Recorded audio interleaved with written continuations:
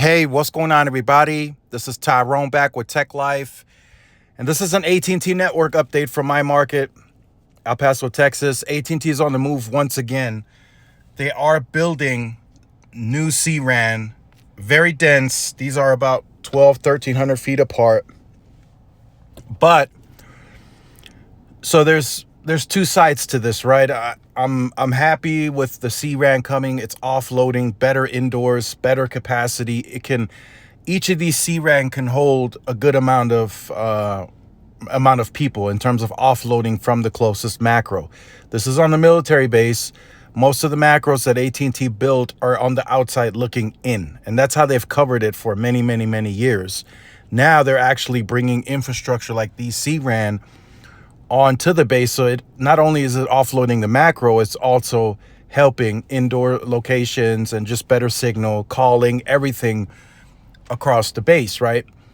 These are equipped with N2 20 by 20 and band 14 on these C-RAN. It has been confirmed to me. Now, the only downside here, where you can make the argument, right? These did not come with C-band or DoD. These are still relatively new. They were built like in the last 2 to 3 weeks. So it's a newer build. And we're now in the era of 5G. So how come they didn't get C-band or CBRS or some other mid-band layer that would have helped? So now AT&T is talking about all this one touch and all this more efficient cost-cutting strategy.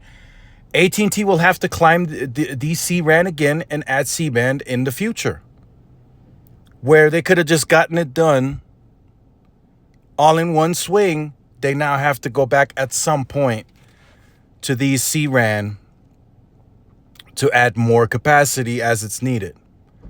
So that's my only gripe, right? AT&T they have great teams in place. They have deep relationships in the wireline space. They got great engineers there. They have a RAN team. So they have the expertise. They should have been building these types of C-RAN years ago. But they were so caught up in trying to get media and spend money here and money there. And the last several years, AT&T had to go through massive cost-cutting measures to try and offset and delever so they could purchase some C-band and some DoD. And now do these types of deployments that they're doing when these were actually needed like 2015, 16, 2017. So I'm happy to see that it's happening. And you guys have seen several other videos. So they are building C-RAN in the city, and more of those are on the way. So they are densifying. So they know what's needed. Like I said, they're a seasoned team. AT&T and Verizon have what T-Mobile wants, right? T-Mobile wants a wireline team. They want an individual C-RAN team that they can do these types of deployments, and that's what T-Mobile is gearing towards getting, right? They're buying stake, they're learning, and at some point, I'll go on record in this video. At some point, T-Mobile will have a wireline section in their business. It's guaranteed. They will have a wireline business some point in the future. I don't know if it's a short-term play, a longer term, but they will have it. And they will at some point have a team, and I'm sure they're already building this. Maybe it's a smaller team and it's going to get bigger, but at some point they will have a RAN team that is specifically just doing RAN, like C-RAN, small cells.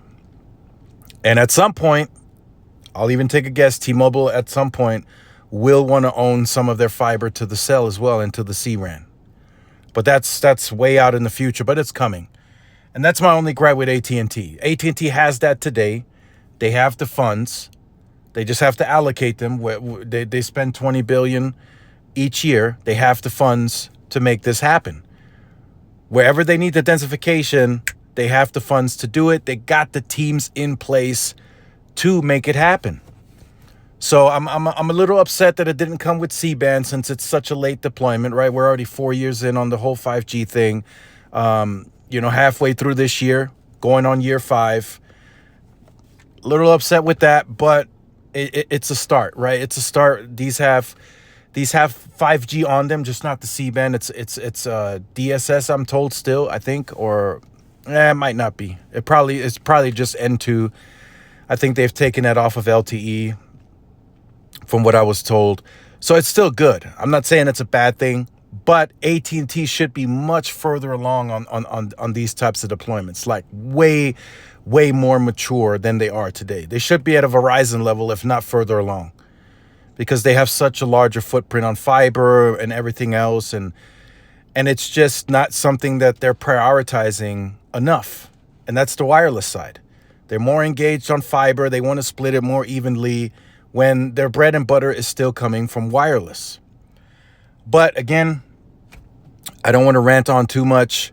It's happening. C-RAN are coming. They're being deployed. It's nice. It's a nice addition, but they have more work to do. They have a lot more work to do, especially now that T-Mobile is able to gain more access to spectrum, and they're now having the funds available to do the types of purchases that can make AT&T rethink and go into these meetings. Like when they purchased Lumos, or 50% stake of Lumos, AT&T went into meetings. AT&T said, hey, look, they're starting to buy up some of the territory that we might want to move into, and we want to be the only player there. We don't want to compete with anyone. So they're looking at T-Mobile more closely. Verizon is looking at T-Mobile more closely. So competition is as well. Is it more expensive for the consumer? Perhaps. But there's other options out there. You don't have to choose an MNO. You can go to MVNOs, cable. So cheaper pricing is in the market. You just have to, it's your choice. Just like somebody told me not too long ago, when you go to the store, when you go to a restaurant and they have large sodas, you don't have to choose the large soda. It's your choice. And that was in reference to a few years ago, some states wanting to remove medium and large sodas, but it's all a choice. So it's all by choice. So let me know your thoughts in the comments. Like, share, subscribe if you're new. Follow my social media outlets. This is Tyrone with Tech Life. See y'all in the next one. Peace.